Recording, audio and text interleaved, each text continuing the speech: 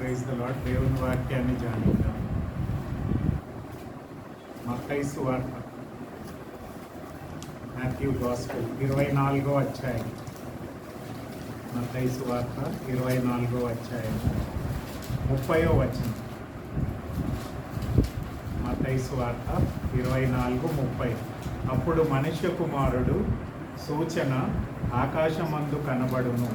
అప్పుడు మనుష్య కుమారుడు ప్రభావంతోనూ మహిమతోనూ ఆకాశ మేఘాతుడై వచ్చుట చూచి భూమి మీదున్న సకల గోత్రములు వారు రొమ్ము కొట్టుకొందురు. 25వ అధ్యాయం 31వ వచనం.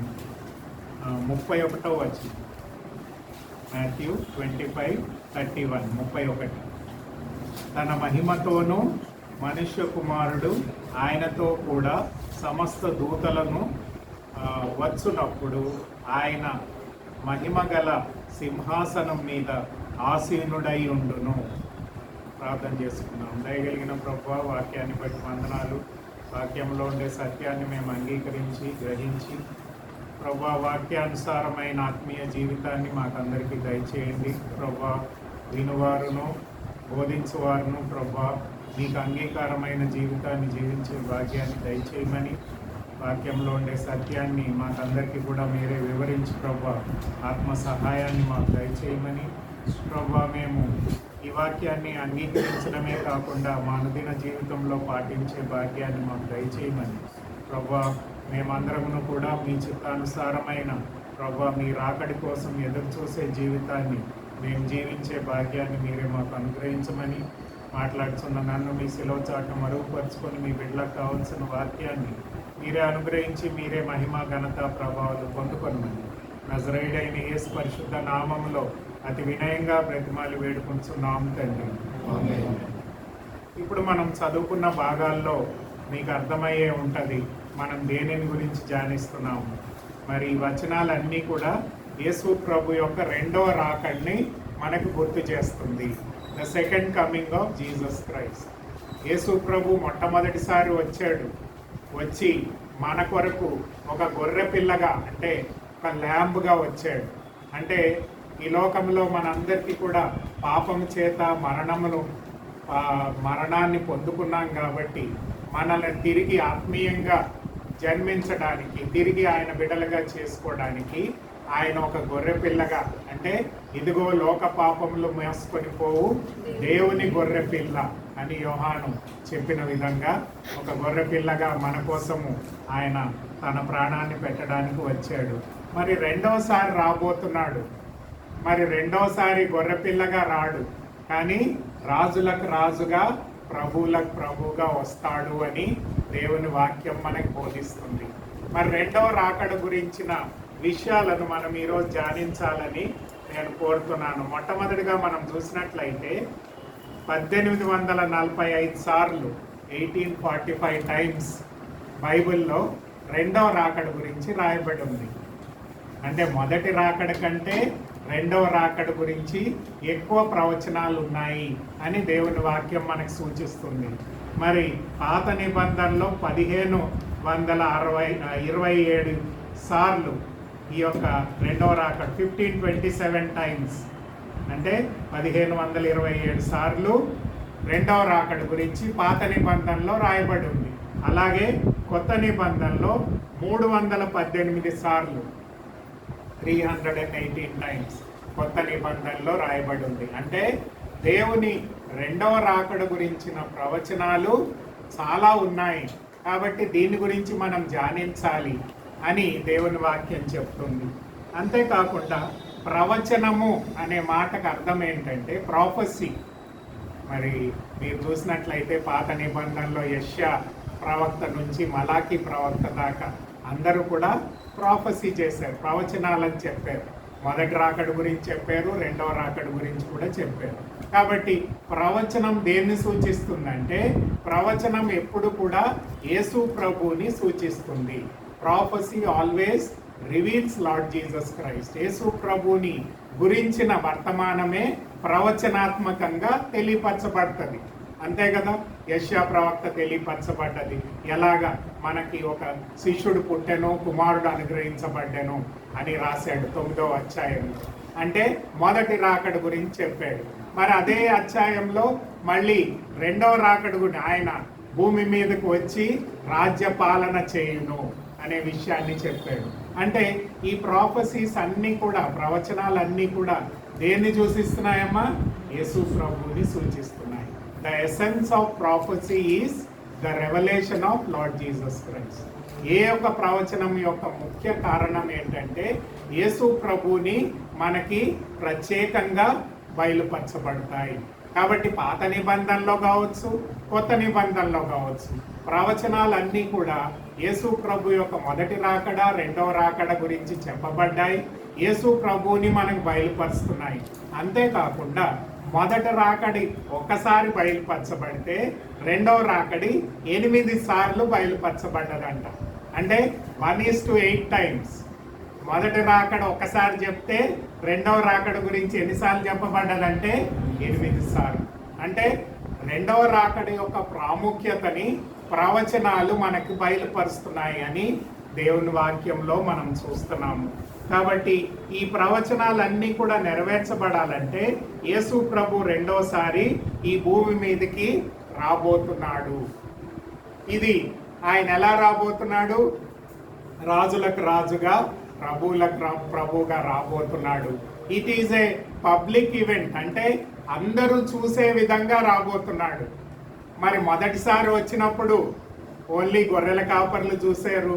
కొంతమంది ఆ పాలస్తీనా దేశంలో ఉండేవాళ్లే ఆయనని అనుభవించగలిగారు.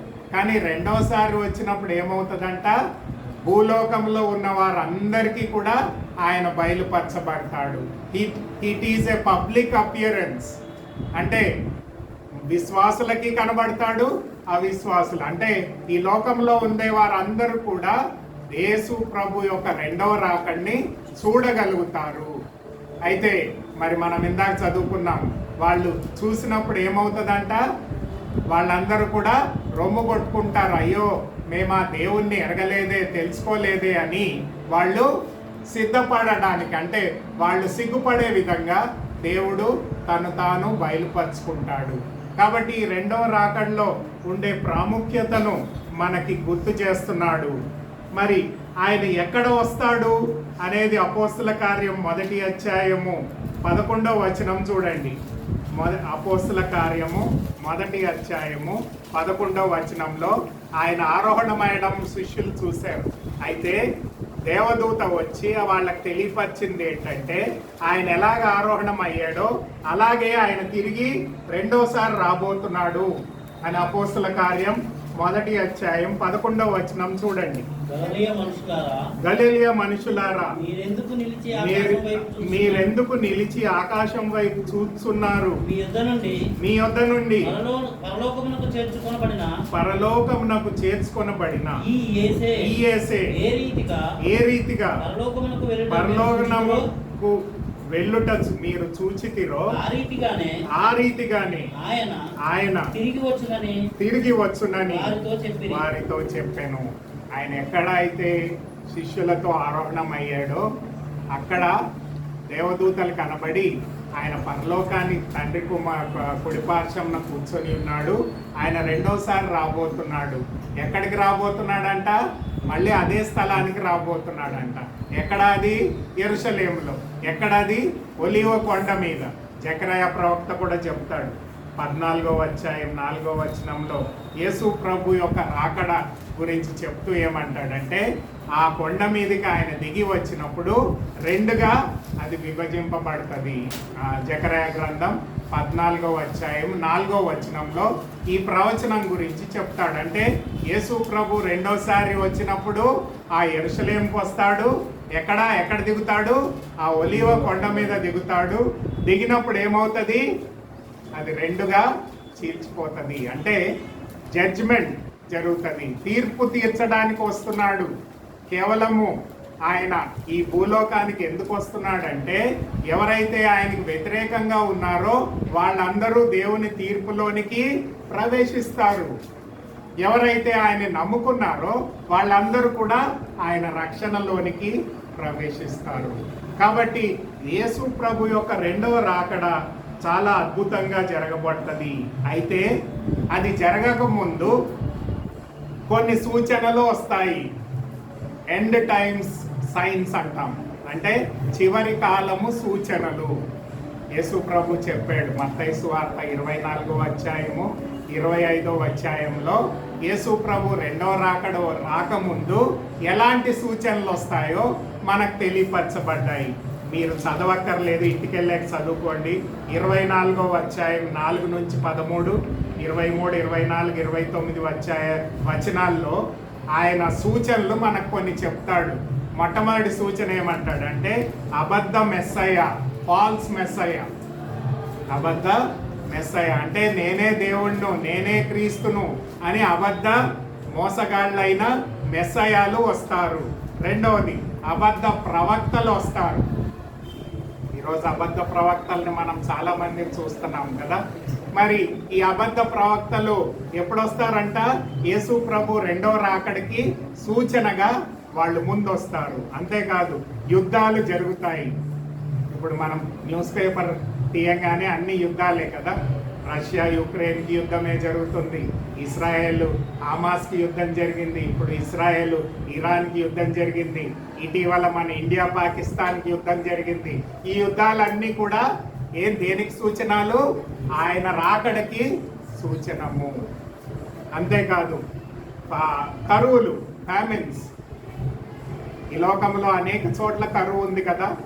ఇథోపియాలో కావచ్చు, ఇంకా థర్డ్ వరల్డ్ కంట్రీస్లో అనేకులకు తినడానికి ఆహారం కూడా లేదు. మరి కరువు కాలము సంభవిస్తుంది. అర్త్క్వేక్స్, భూకంపాలు వస్తాయి.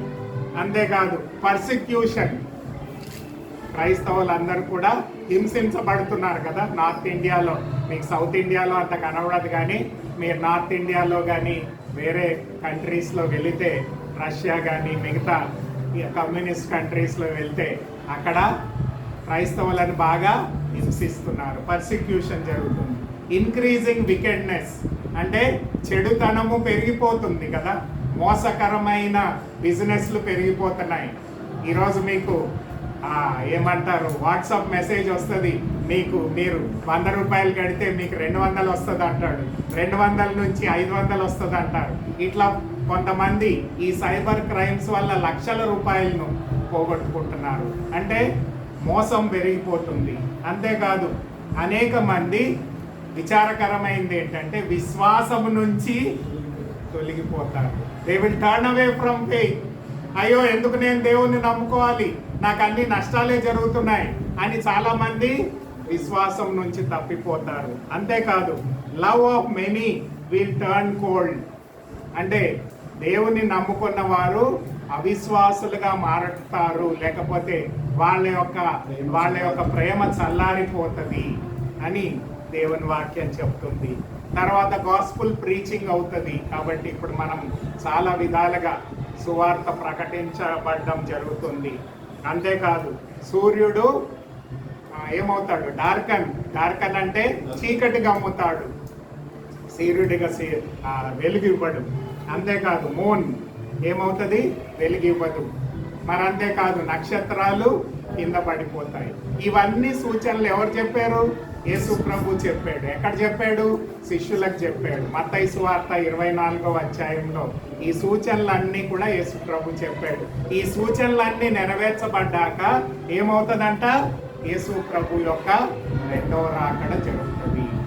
కాబట్టి ఈ రెండవ రాకడ గురించిన సూచనలు యేసు ప్రభు చెప్పాడు, ప్రవక్తలు చెప్పారు, యెషయా చెప్పాడు. అంతేకాకుండా అనేక మంది ప్రవచనాత్మకంగా మరి యెషయా నుంచి మలాకీ వరకు అనేక ప్రవచనాలను మనం చూస్తాము. ప్రియమైన దేవుని బిడ్డ జకర్యా గ్రంథంలో చెప్పాడు.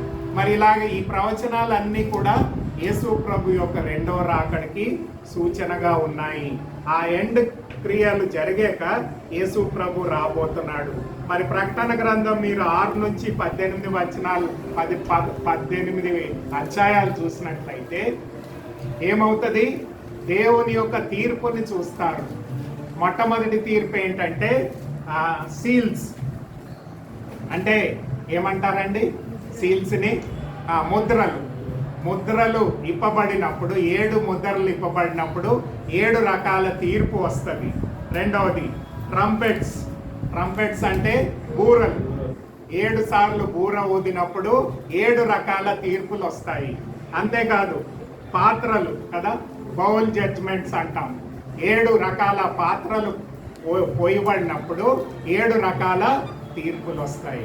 ఇవన్నీ కూడా ప్రకటన గ్రంథం 6వ అధ్యాయం నుంచి ప్రకటన గ్రంథం 16వ అధ్యాయం దాకా ఉన్నాయి. 17వ వచనానికి వచ్చినప్పుడు, 17వ అధ్యాయానికి వచ్చినప్పుడు డిస్ట్రక్షన్ ఆఫ్ ఫాల్స్ రిలీజన్, అబద్ధ ఏమంటారు, మతాచారమైన అబద్ధ బోధను దేవుడు నిర్మూలిస్తాడు. అంటే ఈ లోకంలో అనేకమైన ఫాల్స్ రిలీజన్స్ ఉన్నాయి, అనేకమైన మతాలు ఉన్నాయి. ఈ అబద్ధ మతాలన్నింటినీ కూడా దేవుడు నిర్మూలిస్తాడు. ప్రకటన గ్రంథం 17వ అధ్యాయంలో. 18వ అధ్యాయంలో మీరు చూసినట్లయితే బబులోన్ అంటే బబులోన్ దేశం కాదండి, ఈ లోకంలో ఉండే ఆర్థిక వ్యవస్థ అంతయు కూడా దేవుడు తీసివేస్తాడు. అంటే అబద్ధ రిలీజన్స్ అన్నీ కూడా తీసివేయబడతాయి, ఫాల్స్ రిలీజన్స్ తీసివేయబడతాయి. ఈ లోకంలో ఉండే ఎకనామిక్ సిస్టమ్ అంతా కూడా కూల్చివేయబడుతుంది అని దేవుని వాక్యం చెప్తుంది. ఇవన్నీ జరిగాక ఏమవుతుంది, 19వ అధ్యాయంలో యేసు ప్రభు ఈ భూమి మీదకి వస్తాడు. ప్రియమైన దేవుని బిడ్డలారా, యేసు ప్రభు రెండవ రాకడికి రాకముందు ఇవన్నీ కూడా జరుగుతాయి. అంత్య దినాల యొక్క సూచనలు మనకు వినిపిస్తున్నాయి. ప్రకటనలో ఉండే తీర్పులు అన్నీ కూడా జరిగినప్పుడు యేసు ప్రభు ఈ భూలోకానికి వస్తాడు అని దేవుని వాక్యం మనకి బోధించబడుతుంది. యేసు ప్రభు యొక్క రాకడ చాలా ప్రాముఖ్యంగా రాయబడ్డది దేవుని వాక్యంలో. కాబట్టి దీన్ని మనం గమనించాలి, తెలుసుకోవాలి. అది థియలాజియన్స్ ఏమంటారంటే ఎస్కెటాలజీ అంటారు.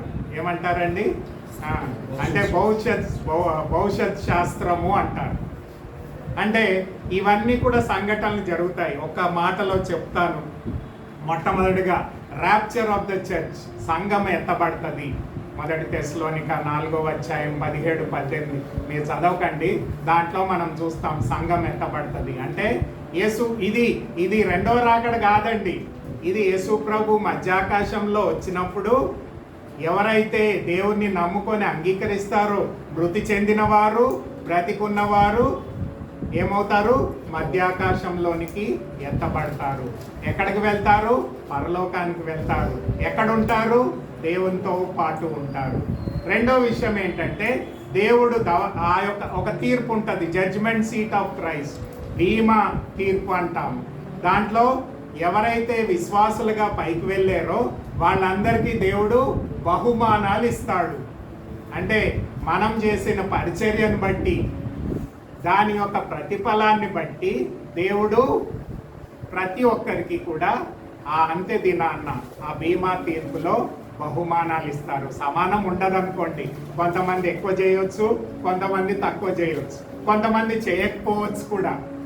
నేను నమ్ముకుంటే చాలు, పరలోకానికి వెళ్తే చాలు, వేరే వాళ్ళ గురించి నాకెందుకు అని పట్టించుకునే వాళ్ళు కూడా ఉంటారు. కాబట్టి తీర్పులోనికి వస్తారు కానీ వాళ్ళ రక్షణ కోల్పోదు, కానీ బహుమానాలు పొందుకుంటారు. తర్వాత మరి హెజెకియల్ గ్రంథంలో 38వ అధ్యాయంలో ఒక యుద్ధం గురించి రాయబడ్డది. గాగ్ అండ్ మ్యాగ్డాగ్ అంటే గోగు మాగోగు యుద్ధం జరుగుతుంది. ఆ యుద్ధం తర్వాత 7 ఏళ్ల శ్రమ కాలం ఉంటుంది. ఈ 7 ఏళ్ల శ్రమ కాలంలో ఎవరుంటారు, అవిశ్వాసులు అందరూ ఉంటారు. ఎందుకంటే విశ్వాసులు ఎక్కడికి వెళ్ళారు, పరలోకానికి వెళ్ళారు. ఆ తర్వాత మిగిలిపోయిన వారికి 7 ఏళ్ల శ్రమకాలం ఉంటుంది. మరి ఈ 7 ఏళ్ల శ్రమకాలం అయిపోయాక యేసు ప్రభు రెండో రాకడ జరుగుతుంది. ఈ భూమి మీదకి ఆయన రాబోతున్నాడు అనే విషయాన్ని మనం చూస్తాము. ఎన్నేళ్ళు ఈ భూమి మీదకి వచ్చి ఏం చేస్తాడంట, 1000 ఏళ్ల పరిపాలన చేస్తాడు. ప్రకటన గ్రంథం 20వ అధ్యాయంలో 3-4 సార్లు రాయబడ్డది 1000 ఏళ్ల పరిపాలన, 1000 మిలీనియం అంటాం దాన్ని. అయితే ఈ 1000 ఏళ్ల పరిపాలన చేసాక ఏమవుతుంది? దేవుడు అవిశ్వాసుల తీర్పు, వైట్ థ్రోన్ జడ్జ్మెంట్ అంటాం, అంటే ధవల సింహాసన తీర్పు జరుగుతుంది. ఆ తీర్పులో ఏమవుతుందండి? ఎవరి పేరైతే జీవ గ్రంథంలో రాయబడలేదో వాళ్ళందరూ కూడా సాతానుతో పాటు అగ్నిగుండంలో పడవేయబడతారు. ప్రకటన గ్రంథం 20వ అధ్యాయం 11-15 వచనాల్లో ఈ ధవల సింహాసన తీర్పు గురించి రాయబడినట్లు మనం చూస్తున్నాం. ఆ తర్వాత ఏం జరుగుతుంది? ఈ పాత భూమి, పాత ఆకాశాన్ని దేవుడు ధ్వంసం చేస్తాడు. తర్వాత కొత్త భూమి, కొత్త ఆకాశము ప్రకటన గ్రంథం 21-22లో మనం చూస్తాం. ఇదంతా కూడా ఏమంటారంటే భవిష్యత్ శాస్త్రము అంటారు. కాబట్టి ఈ విషయాలు ఎందుకు తెలుసుకున్నామంటే వీటిల్లోనే, అంటే 7 ఏళ్ల శ్రమకాలం తర్వాతనే యేసు ప్రభు వస్తాడు. అయితే యేసు ప్రభు వచ్చాక మరి ఆ పాత నిబంధన విశ్వాసులును, మరి అంతేకాకుండా ఆ యొక్క శ్రమకాలంలో యేసు ప్రభుని నమ్ముకున్న విశ్వాసులు కూడా లేపబడతారు. అంతే కదా, ఆ శ్రమకాలంలో కూడా దేవుని వాక్యం బోధించబడుతుంది. వాళ్ళలో కూడా కొంతమంది యేసు ప్రభుని నమ్ముకుంటారు. కాబట్టి సంఘము, మరి యేసు ప్రభు 2వ రాకడలో ఎవరెవరు ఉంటారండి? సంఘ విశ్వాసులు ఉంటారు, పాత నిబంధన విశ్వాసులు ఉంటారు, శ్రమకాలంలో రక్షణ పొందిన విశ్వాసులు ఉంటారు. వీళ్ళందరూ కూడా యేసు ప్రభుతోటి ఈ భూమి మీదకి వచ్చి ఆయన 1000 ఏళ్ల పరిపాలనలో ఆయనతో పాటు పరిపాలిస్తారు. ఇది యేసు ప్రభు యొక్క 2వ రాకడ యొక్క ప్రత్యేకత అని దేవుని వాక్యం ఎందుకు చెప్పానంటే, కొంత మీకు తెలిసినప్పుడే, దాని గురించి అవగాహన ఉన్నప్పుడే మీకు దాని గురించి పూర్తి అవగాహన అవుతుంది. కాబట్టి యేసు ప్రభు ఈ భూమి మీదకి వచ్చినప్పుడు ఏం జరుగుతుందంట?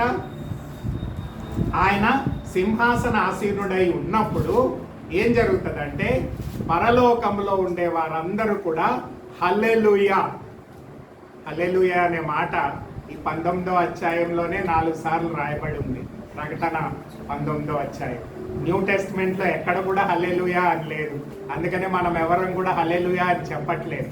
కానీ యేసు ప్రభు ఈ భూలోకానికి వచ్చి ఆ సింహాసన ఆసీనుడై ఉన్నప్పుడు పరలోకంలో ఉండే సర్వజనము హల్లెలూయా అంటే మీనింగ్ ఏంటంటే ప్రైజ్ ద లార్డ్, దేవుని స్తుతింపగలను గాక అని గొప్ప శబ్దంతో దేవుణ్ణి స్తుతిస్తారు. ప్రేమైన దేవుని బిడ్డలారా, ఈ 2వ రాకడ యొక్క ప్రత్యేకతను ఈ ప్రకటన గ్రంథం 19వ అధ్యాయంలో ఉండే ప్రాముఖ్యతను మనకు తెలియపరుస్తున్నాడు. కొన్ని విషయాలు నేను క్లుప్తంగా చెప్తాను. ప్రియమైన ఈ యేసు ప్రభు యొక్క 2వ రాకడ ఆయన సింహాసనాసీనుడై ఉన్నప్పుడు పరలోకంలో ఉండే దేవదూతలు కావచ్చు, అందరూ కావచ్చు, వాళ్ళందరూ కూడా దేవుణ్ణి స్తుతిస్తారు, ఆరాధిస్తారు, గణపరుస్తారు అని రాయబడి ఉంది. ఎందుకు గణపరుస్తారు, ఎందుకు ఆరాధిస్తారు అనే విషయాలు ఇక్కడ మనం గమనించాలి. మొట్టమొదటి విషయం చూడండి, మొదటి వచనంలో రాయబడి ఉంది. రెవల్యూషన్ ప్రకటన గ్రంథం 19వ అధ్యాయం మొదటి వచనంలో రాయబడి ఉంది. చూడమ్మా, అటు తర్వాత బహుజనుల శబ్దము వంటి గొప్ప స్వరము పరలోకమందు ఈలాగు చెప్పగా వింటిని, ప్రభువుని స్తుతించుడి, రక్షణ మహిమ ప్రభావములు మన దేవునికే చెల్లును. చూడండి, ఎందుకు స్తుతిస్తున్నారంటే దేవుని యొక్క రక్షణ పరిపూర్ణమైంది. The salvation of God is fulfilled. యేసు ప్రభు 2వసారి ఎందుకు వస్తున్నాడండి? ఆయనను నమ్ముకున్న వారు, ఆయనను అంగీకరించిన వారు ఏమవ్వాలి? రక్షింపబడాలి, దేవునితో పాటు నివసించాలి, దేవునితో పాటు ఆ 1000 ఏళ్ల పరిపాలనలో వాళ్ళు కూడా ఆయనతో పాటు పరిపాలించాలి. అంటే ఆయనని నమ్ముకున్న విశ్వాసులు ఎవరైనా కావచ్చు, ఏ విధంగా హింసించబడినా, ఏ విధంగా చనిపోయినా వాళ్ళందరూ కూడా లేవడమే కాకుండా దేవునితో పాటు ఆ 1000 ఏళ్ల పరిపాలనలో ఆయనతో పాటు పరిపాలిస్తూ ఏం చేస్తారంటే దేవుని యొక్క రక్షణను ఆనందిస్తారు. The salvation of God is fulfilled. ఈరోజు మనం ఎందుకోసం దేవుణ్ణి ఆరాధిస్తున్నాము, ఎందుకు దేవుని యందు భయభక్తులు కలిగి ఉన్నాము, ఎందుకు ఆయన బిడ్డలుగా చేయబడ్డాము అంటే ఆయన రెండోసారి వచ్చినప్పుడు ఆయన రక్షణను మన పట్ల ఆయన సంపూర్ణ చేస్తాడు. హెబ్రీలకు రాసిన పత్రిక 9వ అధ్యాయం 28వ వచనం చూడండి ఒకసారి. హెబ్రీలకు రాసిన పత్రిక 9వ అధ్యాయము 28వ వచనం.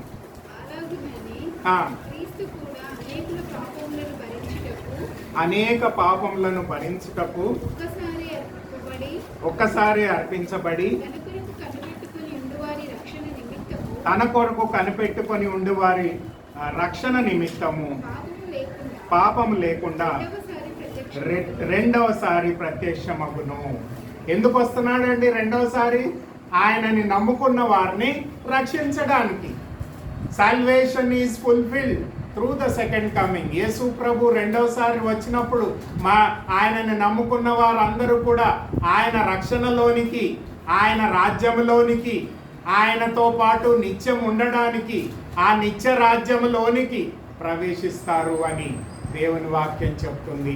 అందుకనే పరలోకంలో ఉండే దేవదూతలందరూ కూడా ఏం చేస్తున్నారండి? హల్లెలూయా అని దేవుణ్ణి స్తుతిస్తున్నారు. ఈరోజు ఆ రెండవ రాకడ గురించి నీవు ఆసక్తిని కలిగి ఉండాలి. ఎందుకంటే ఆ రెండవ రాకడలో దేవుని రక్షణ ఆయనని నమ్ముకున్న విశ్వాసులకి దేవుడు నెరవేర్చబోతున్నాడు. It is going to be fulfilled. ఈరోజు నీవు నమ్ముకున్నావు, ఈరోజు రక్షణ పొందావు. అందుకని ఒక ప్రీస్ట్ ఏమన్నాడంటే ఐ వాజ్ సేవ్డ్, అంటే నేను ఇంతకు ముందు రక్షింపబడ్డాను. ఐఆమ్ బీయింగ్ సేవ్డ్, ఇప్పుడు కూడా రక్షింపబడుతున్నాను. తర్వాత I hope to be saved, అంటే హోప్ టు బీ సేవ్డ్ అంటే నేను ఆయన రెండోసారి వచ్చినప్పుడు ఆయన ఆ రక్షణను నా జీవితంలో నెరవేరుస్తాడు. ఆ యొక్క నిరీక్షణ కలిగిన వారమై దేవుణ్ణి నమ్ముకున్నాము అని దేవుని వాక్యం చెప్తుంది. యేసు ప్రభు యొక్క రెండవ రాకడ ద్వారా ఆయనని నమ్ముకున్న విశ్వాసులకి ఆయన రక్షణను సంపూర్ణంగా నెరవేర్చబడుతుంది అని దేవుని వాక్యం చెప్తుంది. మీరు మత్తయి సువార్తలో 32 నుంచి 34 వచనాల్లో చూసినట్టయితే ఉపమాన చదవకండి, మీకు చెప్పేస్తాను, టైం సరిపోదు. ఆ ఉపమాన రీతిగా ఏముంటదంటే అక్కడ గొర్రెలను మేకలను వేరు చేయబడతాయి. గొర్రెలు కుడి పక్కన ఉంటాయంట, మేకలు ఎడం పక్క ఉంటాయి. ఉపమాన రీతిగా యేసు ప్రభు చెప్పాడు. అయితే గొర్రెలను ఏమంటాడంటే యేసు ప్రభు, రండి నా విశ్రాంతిలోనికి ప్రవేశించండి. ఎందుకంటే నాకు ఆకలి కొంటే మీరు ఆహారం పెట్టారు, నేను దాహం కొంటే నాకు నీళ్ళు ఇచ్చారు, నేను హాస్పిటల్లో ఉంటే నన్ను విజిట్ చేశారు, నాకు దుఃఖంలో ఉంటే సహాయం లేనప్పుడు నాకు సహాయం చేశారు అని దేవుడు వాళ్ళని ప్రశంసించి మరి మేకల్ని ఏమంటాడంటే యేసు ప్రభు, మీరు నన్ను ప్రేమించలేదు, నాతో సహవాసం చేయలేదు, నాకు ఆహారం పెట్టలేదు, నీళ్ళు ఇవ్వలేదు, నాకు కావాల్సిన పరిచర్య మీరు చేయలేదు, కాబట్టి మీరు ఎక్కడికి వెళ్ళాలి? నరకాగ్నిలోనికి అంటే ఉపమాన రీతిగా ఎందుకు చెప్పాడంటే రెండవ రాకడలో కేవలం ఆయన్ని నమ్ముకున్న విశ్వాసులు మట్టుకే రక్షింపబడతారు అని దేవుని వాక్యాన్ని బయలుపరుస్తుంది. ప్రియమైన దేవుని బిడ్డలారా, ఆయన రక్షణను పరిపూర్ణం చేయడానికి రెండవసారి ఈ భూమి మీదకి రాబోతున్నాడు అని దేవుని వాక్యం చెప్తుంది. రెండవ విషయం ఏంటంటే 2వ వచనంలో ఉంది, ఏమంటే ఆయన న్యాయాన్ని స్థాపించబోతున్నాడు. చూడండి 2వ వచనం చదవగలిగితే చదవండి. ఏం చేస్తాడంట? ఆయన తీర్పును సత్యములను న్యాయములై ఉన్నవి. చూడండి, అంటే న్యాయముతో ఆయన పరిపాలన చేస్తాడు. ఈ లోకంలో న్యాయం ఉందా అండి? చాలా మంది కోర్టుకు వెళ్తున్నారు. కోర్టులో కూడా మీకు తెలియదులేండి, కానీ కోర్టులో కూడా మ్యాజిస్ట్రేట్ని మేనేజ్ చేస్తారు. అంటే మ్యాజిస్ట్రేట్ ఇచ్చే తీర్పు కూడా అబద్ధమైన తీర్పు. మరి ఈ లోకంలో ఉండే ఆ రాజ్యాల ద్వారా మనం న్యాయమును పొందుకోలేము. కానీ దేవుడు ఎప్పుడైతే ఈ భూలోకంలో పరిపాలిస్తాడో అప్పుడు ఏమవుతుందంట, సమస్తము దేవుని నీతిని సత్యము ద్వారా దేవుడు పాలన చేస్తాడు. న్యాయంతో కూడిన తీర్పుని ఆయన మనకు అనుగ్రహిస్తాడు, న్యాయ పాలన చేస్తాడు. His reign will be of justice. న్యాయంతో పరిపాలిస్తాడు. ఈ లోకంలో మనం అనేకమైన రాజ్యాలు వస్తున్నాయి పోతున్నాయి, కానీ ఆ రాజ్యాలలో న్యాయం లేదు. కానీ దేవుని రాజ్యంలో, అంటే యేసు ప్రభు రెండోసారి వచ్చినప్పుడు ఏం జరుగుతుందంటే మనుషుని పాలన అంతమైపోతుంది. The power of man will be removed. అంటే ఇక మనుషుడు పరిపాలించడం ఉండదు. ఎవరు పరిపాలిస్తారమ్మా? దేవుని పరిపాలనలోనికి వస్తాము. మనుష్య పరిపాలనలో అన్యాయం ఉంది, కానీ దేవుని పరిపాలనలో న్యాయం ఉంది. కాబట్టి హల్లెలూయా అని ఎందుకు దేవదూతలు పొగుడుతున్నారండి? దేవుడు బిడ్డలకి దేవుడు రక్షణనిచ్చాడు. దేవుని బిడ్డలకి దేవుడు న్యాయ తీర్పును అనుగ్రహిస్తున్నాడు. అన్యాయం ఉండదు, దోషం ఉండదు, అబద్ధాలు ఉండవు, చెడు కార్యాలు ఉండదు, అపవిత్రత ఉండదు. దేవుని న్యాయ పరిపాలనలోనికి మనం వస్తాము. మనుషుల పరిపాలనలోంచి దేవుని పరిపాలనలోనికి వస్తాము. ఆయన న్యాయవంతుడు, నీతిమంతుడు గనక ఆయన పరిపాలనలో ప్రతి ఒక్కరు కూడా సంతోషము, సమాధానము, ఆనందంతో జీవించగలుగుతారు అని దేవుని వాక్యం మనకు బోధిస్తుంది. ఈరోజు ఆ రాజ్యం కోసం మనం వేచి ఉన్నాము అని దేవుని వాక్యం చెప్తుంది. దానియేలు నెబుకద్నెజర్ రాజుకు చెప్పాడు, 2వ అధ్యాయం 44వ వచనం. ఈ లోకంలో రాజ్యాలన్నీ కూలిపోతాయి, కానీ దేవుని రాజ్యం ఒకటి రాబోతుంది. ఆ రాజ్యం ఎన్నటికీ కూలిపోదు. ఎందుకంటే దానికి రాజు ఎవరు? దేవుడు, మనుషులు కాదు. ఆ దేవుని రాజ్య పరిపాలన న్యాయమైనది గాను, నీతితో కూడింది గాను, సత్యముతో కూడింది గాను ఉంటది అని దేవుని వాక్యం చెప్తుంది. ప్రియమైన వచనాలు చాలా ఉన్నాయి, మీరు చదువుకోవచ్చు. అపోస్తల కార్యం 17వ అధ్యాయము 31లో ఉంది. అలాగే కీర్తనలు 45:6లో ఉంది. ద్వితీయోపదేశకాండం 32:4లో ఉంది. కీర్తన 111:7లో ఉంది. ఈ కీర్తనలన్నిట్లో కూడా మీరు ఆయన రాజ్య పాలన గురించిన విషయాలను మీరు చూడొచ్చు. కావాలంటే అపోస్తల కార్యము 17వ అధ్యాయము 31వ వచనం చూడండి ఒక్కసారి. యాక్ట్స్ అపోస్తల కార్యం 17వ అధ్యాయము 31వ వచనం. 17:31 17. తాను నియమించిన మనుషుని చేత నీతిని అనుసరించి భూలోకమునకు తీర్పు తీర్చబోయేది ఒక దినమును నిర్ణయించున్నాడు. మృతులలో నుండి ఆయనను లేపినందున నేను నమ్ముటకు అందరికీ ఆధారము కలుగజేసి ఉన్నాను. చూడండి, ఎవరు పరిపాలిస్తారంట ఇక్కడ చెప్తున్నాడు. యేసు ప్రభు మృతులలో నుంచి లేపిన. ఎవరు లేచారండి మృతుల్లోంచి? యేసు ప్రభు తప్ప ఇంకెవరు లేవలేదు. కాబట్టి ఆయన పరిపాలించబోతున్నాడు. కాబట్టి ఆయన పరిపాలనలోనికి మనం రాబోతున్నాము అని ప్రవచనాత్మకంగా అక్కడ ఉండే అపోస్తలులు, అక్కడ ఉండే సంఘానికి తెలియపరుస్తున్నారు. ఈరోజు దేవుని యొక్క రాజ్యం స్థాపింపబడినప్పుడు ఆ విశ్వాసులకి రక్షణ కలుగుతుందమ్మా. ఆయన రాజ్యంలో నీతి, యథార్థతతో, సంతోష సమాధానంతో మనం జీవించగలుగుతాం. మూడో విషయం ఏంటంటే 3వ వచనంలో చెప్తాడు చూడండి. ప్రకటన గ్రంథం 19వ అధ్యాయం 3వ వచనం.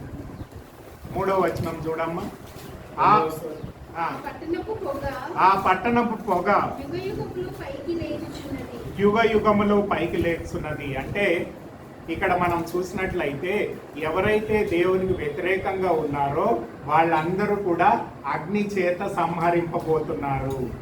అంటే చివరిలో చెప్తాడు 20వ అధ్యాయంలో, యేసు 1000 ఏళ్ల పరిపాలన అయిపోయాక కూడా కొంతమంది సాతానుతో కలిసి యేసు ప్రభు మీద యుద్ధం చేసినప్పుడు ఏమవుతుందంటే ఆకాశం తెరవబడుతుంది, వాళ్ళందరి మీద అగ్ని కుర్మరింపబడి వాళ్ళందరూ కూడా దహించిపోతారు.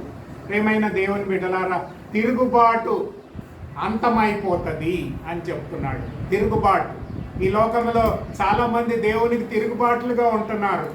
దేవుణ్ణి అంగీకరించట్లేదు, దేవుని నామాన్ని గౌరవించట్లేదు, దేవుణ్ణి స్తుతించి ఆరాధించట్లేదు, దేవునికి వ్యతిరేకంగా జీవిస్తున్నారు, తిరుగుబాటులంగా జీవిస్తున్నాం. మనం కూడా జీవించాము.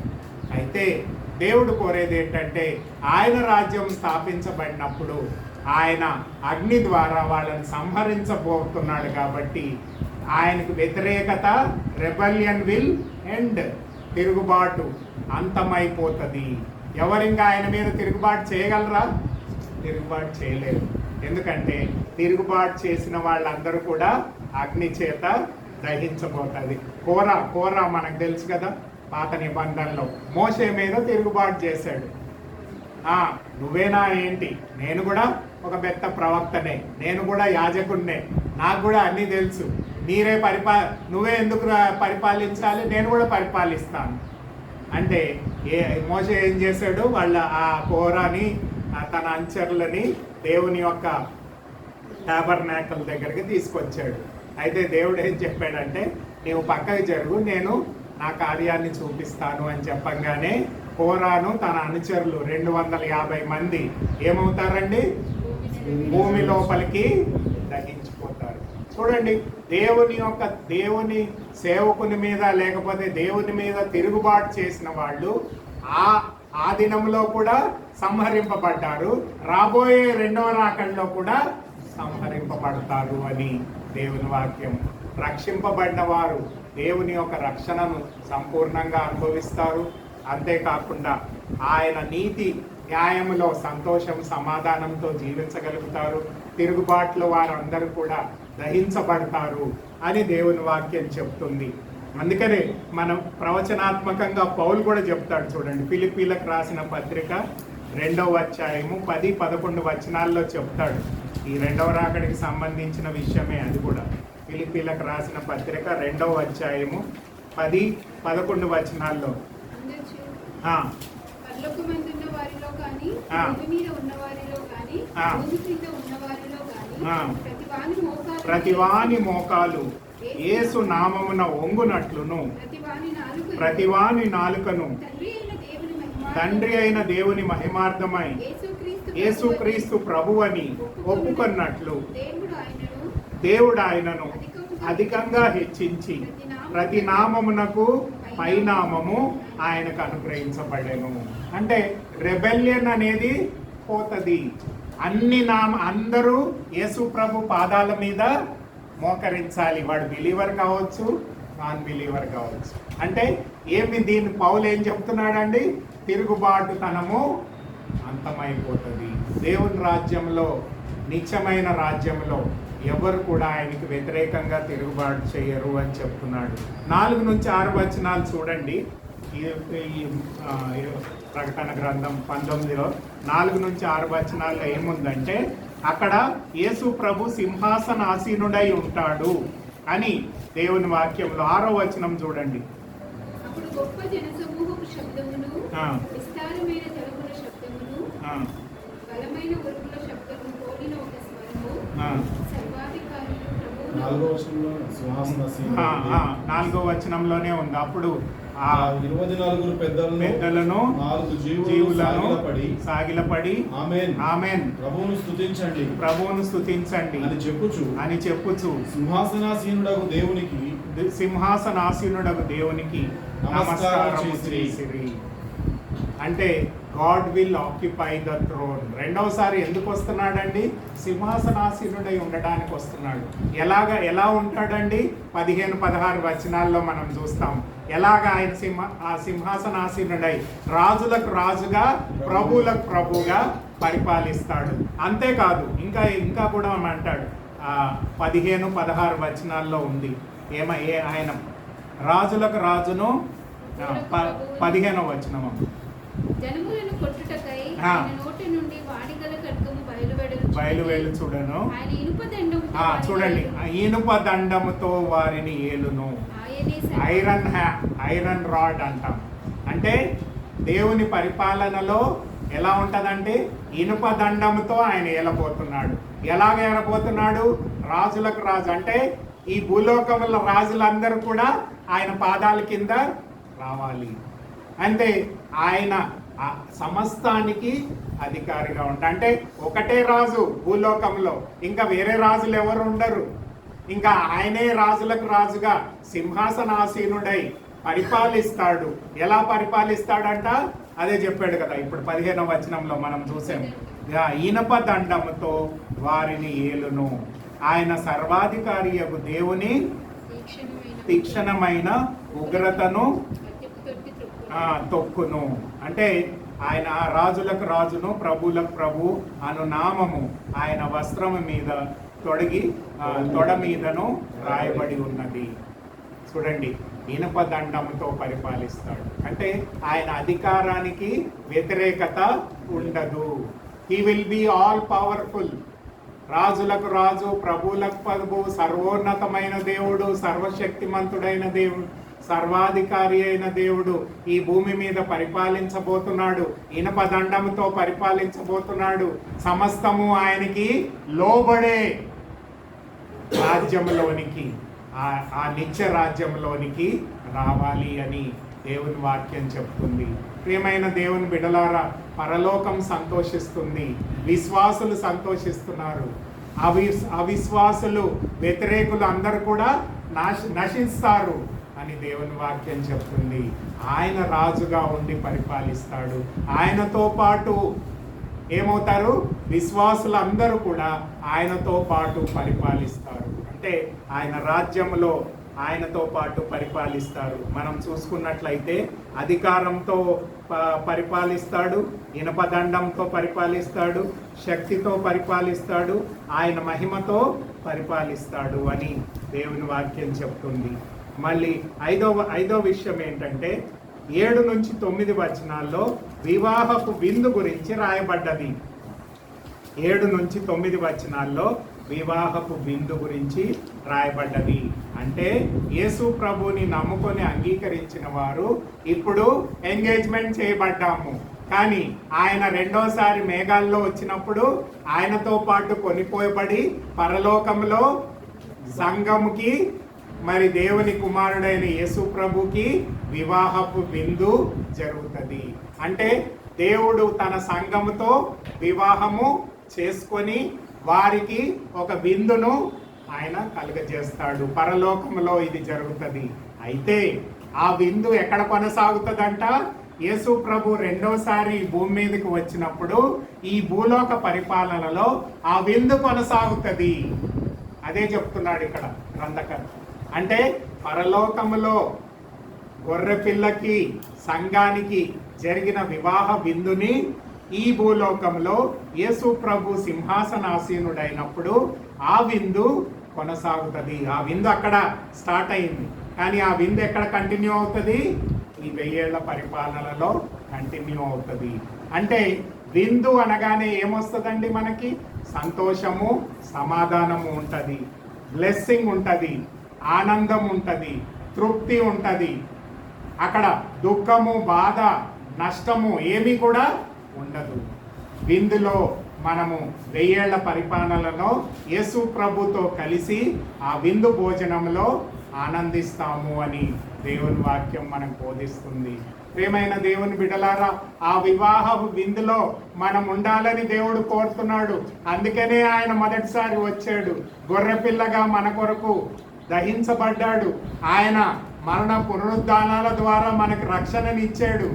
పరలోక రాజ్య వారసులంగా ఆయనతో పాటు ఈ పెళ్లి విందులో పాల్గొనడానికి అవకాశం దయచేశాడు.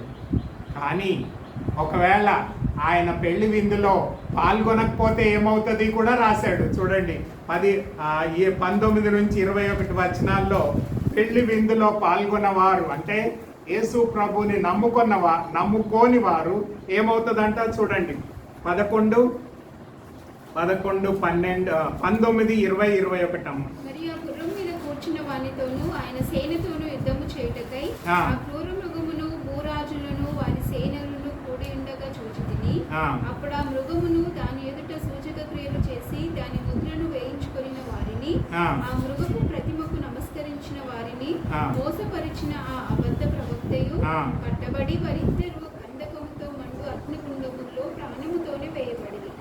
చూడండి ఏముంది అక్కడ అమ్మ, అబద్ధ ప్రవక్త అంటే యాంటీ క్రైస్ట్, అంతేకాకుండా మృగము, వీళ్ళిద్దరు కూడా ఎవరు? సాతాను అనుచరులు కదా. అంత క్రీస్తు, అంతేకాకుండా ఆ మృగము యేసు ప్రభుకి వ్యతిరేకంగా యుద్ధం చేయడానికి వస్తారు. వాళ్ళిద్దరూ ఏం చేస్తాడు దేవుడు? అగ్నిగుండంలో పడవేస్తారు. అంతేకాదు మిగతా వాళ్ళందరూ కూడా యేసు ప్రభు యొక్క ఖడ్గం చేత చంపివేయబడతారు. ఆ చంపివేయబడిన వారు ఏమవుతారంట? అక్కడ పక్షులు, అవన్నీ జీవులు ఏం చేస్తాయి? వాటిని వాళ్ళ మాంసాన్ని తింటాయి. 21 చూడండి.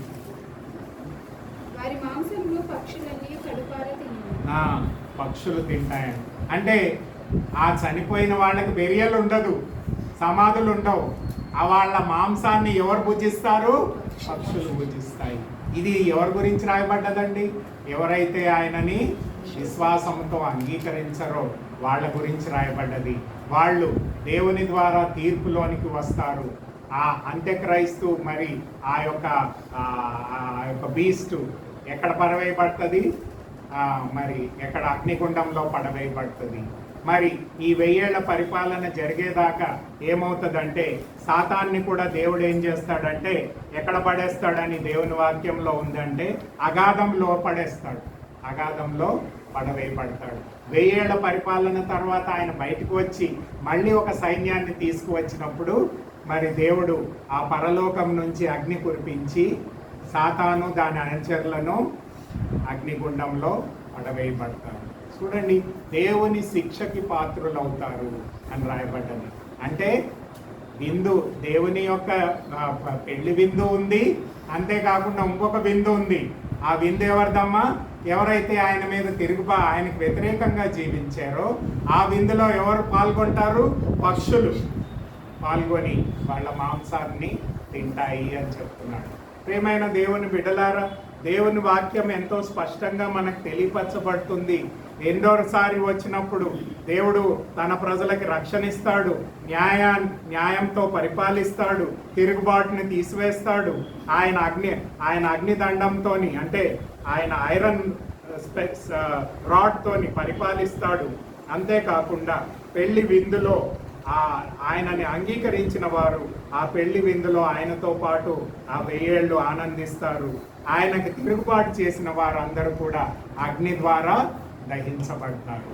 అంతేకాదు ఆ యెషయా గ్రంథం 11వ అధ్యాయం 6 నుంచి 9 వచనాల్లో మనం చూసినట్లయితే ఆదాము హవ్వలు ఎప్పుడైతే పాపం చేశారో దేవుడు ఏం చేశాడమ్మా?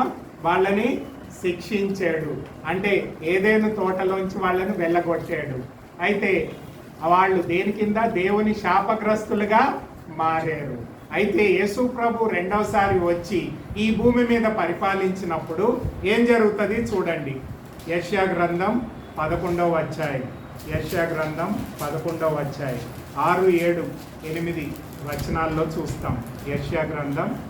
తోడేలు గొర్రెపిల్ల యొక్క వాసించేను, చిరుతపులి మేకపిల్ల యొక్క పండుకొను, దూడయు కొదమ సింహమును పెంచబడిన కోడయు కూడుకొనగా బాలుడు వాటిని తోలును.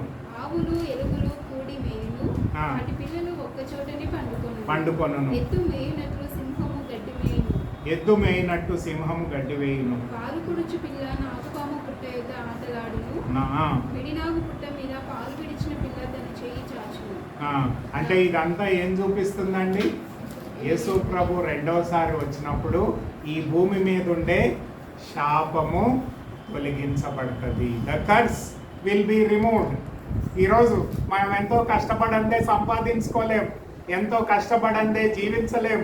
అనేకమైన ఇబ్బందుల్ని ఎదుర్కోవాల్సి వస్తుంది, సమస్యలను ఎదుర్కోవాల్సి వస్తుంది, మరి అనేకమైన అనారోగ్యత ఎదుర్కోవాల్సి వస్తుంది, అనేకమైన ఇబ్బందులను ఎదుర్కోవాల్సి వస్తుంది. ఇదంతా దేని వలన జరిగింది? ఆదాము హవ్వలు పాపం చేశారు కాబట్టి ఆ పాపం యొక్క శాపాన్ని ఈ భూలోకంలో ఉన్న వారందరూ కూడా అనుభవిస్తున్నారు. అయితే యేసు ప్రభు రెండోసారి వచ్చినప్పుడు ఏమవుతుందంట? ఈ భూమి మీద ఉండే శాపము తొలగించబడుతుంది. The curse is removed. ఈరోజు మనం కర్స్లో జీవిస్తున్నాము. మనం బిలీవర్ కావచ్చు, అన్బిలీవర్ కావచ్చు. కానీ ఈ శాపగ్రస్తమైన లోకంలో మనం జీవిస్తున్నాము. కానీ రాబోయే కాలంలో రెండోసారి యేసు ప్రభు వచ్చినప్పుడు ఈ శాపం తొలగించబడుతుంది. కాబట్టి మనము దేవునితో పాటు సంతోషంగా ఆనందంగా, అందుకనే ఏమంటాడంటే యేసు ప్రభు రాజ్యంలో మనము చేరబడినప్పుడు అక్కడ ఏముండదు, దుఃఖం ఉండదు, మరణం ఉండదు, బాధ ఉండదు, రోగం ఉండదు. దేవునితో పాటు ఆనందంగా జీవించగలుగుతాము. అంటే ఈ భూలోకము మీద శాపము తీసివేయబడుతుంది. అంతేకాకుండా క్రొత్త భూమి, క్రొత్త ఆకాశాన్ని కూడా దేవుడు సృష్టింపబోతున్నాడు అని దేవుని వాక్యంలో రాయబడి ఉంది. అక్కడ దేవుడు తన బిడలతో కలిసి నిత్యము నివాసం ఉంటాడు అని దేవుని వాక్యంలో చెప్పబడ్డది. ఈ ఆశీర్వాదాలన్నీ కూడా ఎక్కడొస్తాయమ్మా? యేసు ప్రభు రెండోసారి ఈ భూలోకానికి వచ్చినప్పుడు. అయితే ఇవన్నీ విన్న మనము ఏం చేయాలండి? ఏం చేయాలి? చూడండి, 7 సూచనలు క్లుప్తంగా గబగబా చెప్తాను. 7 సూచనలు మనం పాటించాలి. యేసు ప్రభు యొక్క రెండో రాకడలో ఉండే ఆశీర్వాదాలను చూసాం. కాబట్టి ఆయన ఆశీర్వాదాలను పొందుకోవాలంటే మనం కొన్ని విషయాలు చేయాలి, మనం బాధ్యత తీసుకోవాలి. ఏంటా బాధ్యత? మత్తయి సువార్త 24:42లో మొట్టమొదటి బాధ్యత చెప్పాడు. చూడండి, మత్తయి సువార్త 24:42లో మొట్టమొదటి బాధ్యత చెప్పాడు. ఏంటా బాధ్యత? మొదటి దశలోనికి 5:6లో కూడా చెప్పాడు అదే అంశాన్ని పౌలు. బీ వాచ్ఫుల్, మెలకువగా ఉండండి. వచనాన్ని మీరు కావాలంటే ఇంటి దగ్గర చదువుకోండి. ఏముంది? మెలకువగా ఉండండి. ఈరోజు ఎవరు కూడా దేవుని వాక్యాన్ని పట్టించుకోవట్లేదు, దేవుని ఆరాధించట్లేదు, దేవుని మాటలు వినట్లేదు, దేవునితో సహవాసం చేయట్లేదు, దేవుణ్ణి పట్టించుకోవట్లేదు. ఏమవుతుందిలే అనే థాట్లో ఉంటున్నారు. మెలకువగా ఉండండి అని యేసు ప్రభు చెప్పాడు. మత్తయి సువార్త 24:42లో చెప్పాడు. మెలకువగా ఉన్నామా? లేదా ఏముందిలే అందరితో పాటు నేను ఏమవుతుందో చూద్దాంలే అనే థాట్లోనే మనం ఉండాలి అని దేవుని వాక్యం చెప్పట్లేదు. మత్తయి సువార్తలో యేసు ప్రభు స్వయంగా చెప్తున్నాడు, మీరు మెలకువగా ఉండండి. అంతేకాదు 20 సార్లు యేసు ప్రభువే చెప్పాడు మీరు మెలకువగా ఉండండి. 50 సార్లు దేవుని వాక్యమే చెప్తుంది మెలకువగా ఉండండి. ఈరోజు మెలకువగా ఉన్నాము అంటే అర్థం ఏంటన్నమాట? దేవుని యందు భయభక్తులు కలిగి జీవించాలి, దేవుని నామాన్ని గణపరచాలి. అంతేకాదు రెండవది బీ రెడీ, సిద్ధపడి ఉండండి అంటున్నాడు. ఏంటా సిద్ధపాటు? చూడండి, మత్తయి సువార్త 25:1-13 వచనాల్లో యేసు ప్రభు ఒక ఉపమానం చెప్తాడు. ఏం ఉపమానం అమ్మా అది? బుద్ధి గల కన్యకల ఉపమానం చెప్తాడు. 5 వాళ్ళ దివిటీల్లో ఆయిల్ని పెట్టుకుంటారు, 5 దివిటీల్లో ఆయిల్ పెట్టుకోరు. అయితే పెళ్లి కుమారుడు కోసము 10 మంది కూడా వేచి ఉంటారు. ఆయన రాలేడని అందరూ కూడా పడుకుండిపోతారు. మధ్యరాత్రిలో ఆ పెళ్లి కుమారుడు వస్తాడు. అయితే సిద్ధపడి ఉన్నవారు, సిద్ధపడి లేని వారు ఏమంటారంటే, సిద్ధపడి ఉన్న వారిని అడుగుతారమ్మా మాకు కూడా కొంచెం ఆయిల్ ఇయ్యి అంటారు. అయితే వాళ్ళు ఏమంటారంటే, మీకు మాకు సరిపోదు కాబట్టి మీరు షాప్కి వెళ్ళి ఆయిల్ని తెచ్చుకోండి, అప్పుడు మీరు కూడా మాతో రండి. వాళ్ళు షాప్కి వెళ్తారు. ఈ లోపల ఏమవుతుంది? పెళ్లి కుమారుడు సిద్ధపడిన వారితోని ఆ యొక్క పెళ్లి విందులో ప్రవేశిస్తాడు. అయితే వీళ్ళు షాప్కి వెళ్ళి ఆయిల్ తెచ్చుకొని ప్రవేశించడానికి వెళితే ఏమవుతుంది? చూడండి, 11:12లో ఉన్నది, 12:13లో. అంతటా తలుపు వేయబడెను. ఆ తరువాత తక్కిన కన్యకలు వచ్చి అయ్యా అయ్యా మాకు తలుపు తీయమని అడగగా అతడు మిమ్మల్ని ఎరుగనని మీతో నిశ్చయముగా చెప్పుచున్నాను. మిమ్మల్ని ఎరుగను అంటే సిద్ధపడి లేరు కదా, అంతే కదా వాళ్ళు చేసిన తప్పు. అందరూ సమానమే, కానీ 5 సిద్ధపడి ఉన్నారు, 5 సిద్ధపడి లేరు. యేసుప్రభువే చెప్పాడు ఉపమానం. అయితే ఆ సిద్ధపడిన కన్యకలు లోపలికి ప్రవేశించారు, సిద్ధపడిన వారు బయటనే ఉన్నారు, తలుపు కొట్టారు. అయినా కానీ ఏమని చెప్పారు సమాధానము? మీరెవరో మాకు తెలియదు. ప్రియమైన దేవుని బిడ్డలారా, సిద్ధపడి ఉండాలి. 3వ విషయం ఏంటంటే 2 పేతులు 3వ అధ్యాయము 13-14 వచనాలు బైబిల్ ఉంటే తెరవండి. 2 పేతులు 3వ అధ్యాయము 13-14లో 3వ విషయాన్ని చెప్తాడు మనకి. పేతులు చెప్తాడు చూడండి. 2 పేతులు 3వ అధ్యాయము 13-14.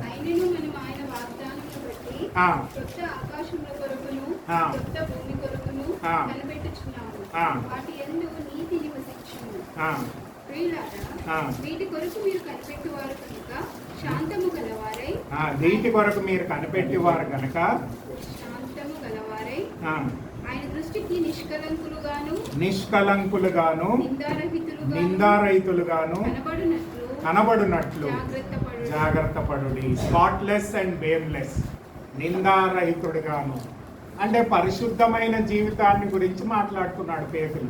కొత్త భూమి కొత్త ఆకాశము రాబోతుంది కాబట్టి మీరు ఎలా ఉండాలి? ముందుగా మెలకువగా ఉండాలి, సిద్ధపడి ఉండాలి. అంతేకాకుండా నిందారహితులుగా ఉండాలి, నిష్కలంకులుగా ఉండాలి, పరిశుద్ధమైన జీవితాన్ని కలిగి మీరు ఉండాలి. ఈ లోకానుసారంగా మీరు కూడా జీవిస్తే మీరు కూడా ఏమవుతారు? నశిస్తారు. కానీ సిద్ధపడి ఉన్నట్లయితే, నిందారహితులుగా ఉన్నట్లయితే, ఆయనతో సమాధానం కలిగి జీవించిన వారైతే ఆయన రాజ్యంలో మీరు ప్రవేశిస్తారు అని చెప్తున్నాడు. అంతేకాదు, 4వ విషయం చూడండి. మత్తయి సువార్త 24వ అధ్యాయము 12-13 వచనాల్లో 4వ విషయం చెప్తాడు యేసు ప్రభు. చూడండి, మత్తయి సువార్త 24:12-13. మత్తయి సువార్త అక్రమము విస్తరించుట చేత అనేకుల ప్రేమ చల్లారును, అంతము వరకు సహించిన వాడెవడో అంతము వరకు సహించిన వాడెవడో వాడే రక్షణ. Stand firm till the end. చివరి వరకు నిలబడాలి. ఈరోజు మనం నిలబడుతున్నామేమో, రేపు కూడా నిలబడాలి. యేసు ప్రభు రెండవ రాకడ వచ్చేదాకా మనం నిలబడాలి అని దేవుని వాక్యము మనకు బోధిస్తుంది. కాబట్టి నిలబడే వారంగా ఉండాలి. We must not fall. ఆదాము హవ్వలు పడిపోయారు. మరి ఈరోజు యేసు ప్రభు ద్వారా దేవుడు మనల్ని విమోచించి రక్షించి తన బిడ్డలుగా ఎందుకు చేసుకున్నాడు వారంటే, మనము ఆయన వచ్చు పర్యంతము నిలకడగా ఉండాలి అనే విషయాన్ని ఆ దేవుని వాక్యంలో మనకు బోధించబడుతుంది. ఈరోజు నిలకడగా ఉన్నావా లేదా అనేది ప్రశ్నించుకోవాలి. 5వది, ఫలభరితమైన జీవితాన్ని జీవించాలి. మత్తయి సువార్త 25వ అధ్యాయము 14-30 వచనాల్లో ఇంకొక దృష్టాంతాన్ని చెప్తాడు యేసు ప్రభు. ఏమని చెప్తాడంటే, ఆ నాణ్యాలు ఇస్తాడు. ఒకరికేమో 10 నాణ్యాలు ఇస్తాడు, ఇంకోళ్ళకేమో 2 నాణ్యాలు ఇస్తారు. మొదటి వానికి 5 నాణ్యాలు ఇస్తారు, రెండవ వానికి 2 ఇస్తారు, మూడవ వానికి 1 ఇస్తారు. అయితే దూరపు దేశానికి వెళ్ళిన ఆయన యజమాని ఏమంటాడంటే, మీరు దీన్ని సద్వినియోగం చేసుకొని మీరు ఇంకా దాన్ని డెవలప్ చేయాలి అని చెప్తాడు. అయితే ఈ యొక్క వర్తకుడు తిరిగి వచ్చినప్పుడు 5 నాణ్యాల వాడు ఇంకొక 5ని సంపాదిస్తాడు, 2 నాణ్యాల వాడు ఇంకొక 2ని సంపాదిస్తాడు. 1 నాణ్యం వాడు ఏం చేస్తాడు? భూమిలో దాచిపెట్టి తిరిగి తీసుకొస్తాడు. అయితే యేసు ప్రభు ఏమంటాడంటే, మొదటి 2 కూడా దేవుని యొక్క ఫలాన్ని సంపాదించారు కాబట్టి, భలే మంచి దాసుడా, నీవు నా నిత్య రాజ్యంలోనికి ప్రవేశించు అని దేవుడు వాళ్ళని కోరుతాడు.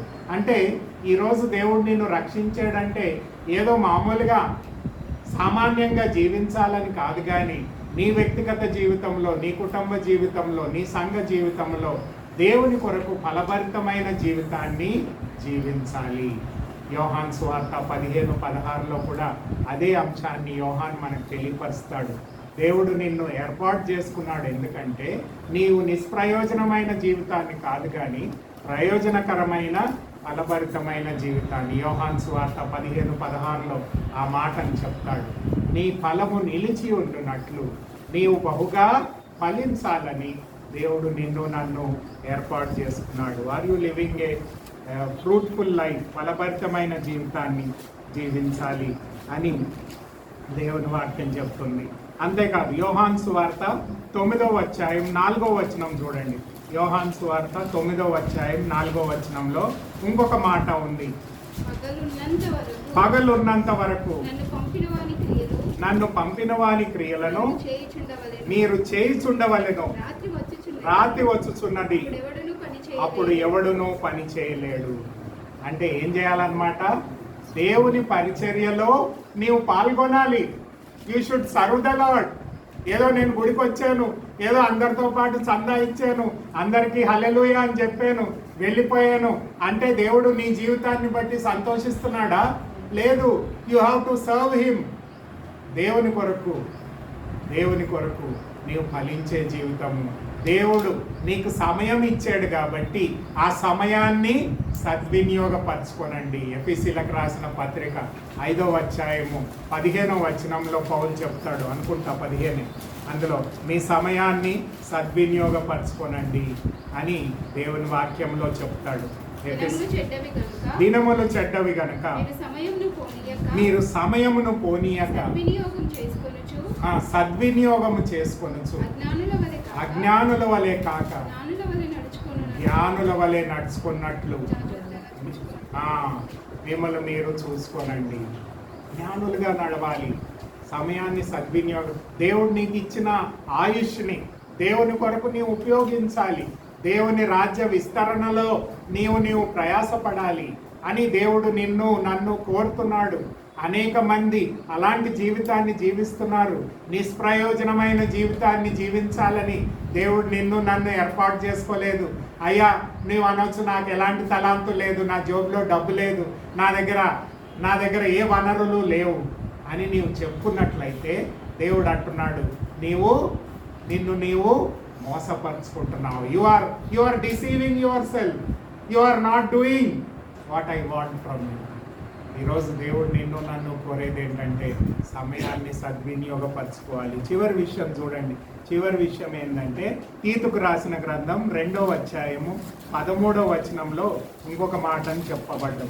తీతుకు రాసిన గ్రంథం 2వ అధ్యాయము 13వ వచనం చూడండి. టైటస్ 12:13 అమ్మా, సారీ 12:13.